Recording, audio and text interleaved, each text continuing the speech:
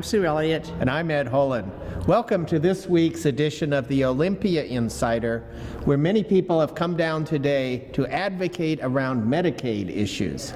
You know, one of the things that we see happening this session is that there's a number of bills, not necessarily just related to individuals with developmental disabilities, but we're following a lot of bills and tracking a lot of bills. We're working with the Toxics Coalition, we're working with special education, we're working with in the independent living councils. There's all different kinds of groups because developmental disabilities is included with a broader range of people with disabilities.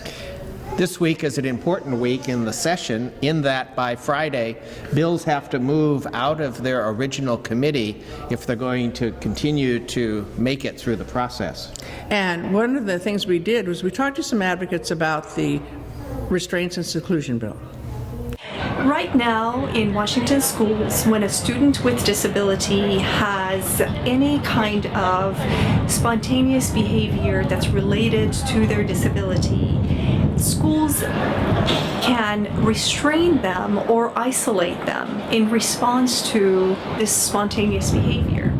What this bill does is it limits isolation and restraints only to dangerous situations. So only when a student is putting themselves at imminent risk or putting other students and staff at imminent risk is when they would be able to isolate or restrain them. When children with disabilities are restrained and secluded in schools, it sets up a precedent where they don't want to attend school. They put school in their same mind as being tortured and restrained. And also for other students in the school that hear about it or possibly see it, this sets up in their mind that people with disabilities need to be restrained. They can't control their behavior. It just hurts, I think, everybody all around.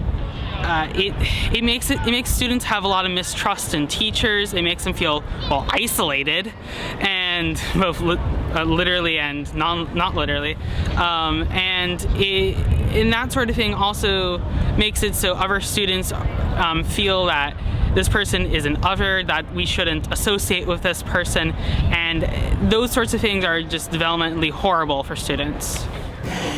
We're getting close to where the budget's going to be coming out pretty soon, and all of you have to be looking at the governor's budget, identify what was in it you liked, what you didn't like, and be sure to let your legislator know what your concerns are if you had any. So pay attention to those smiley faces and those frowny faces on the budget report.